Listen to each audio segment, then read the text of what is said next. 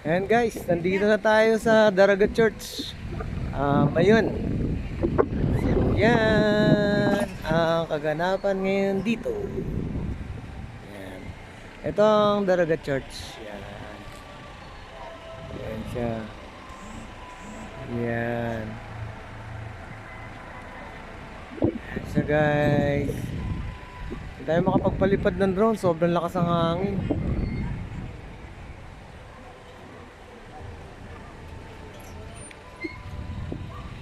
One of the tourist attraction to rito sa Mayon.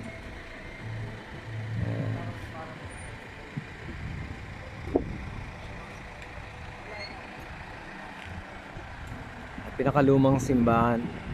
Ay, napuntahan naman natin kanina, yun yung Kagsawar Church, yung nalubog.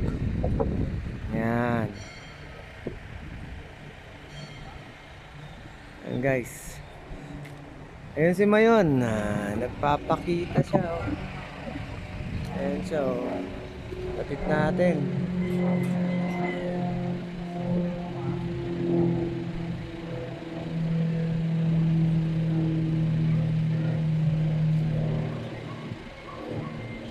Ayan siya.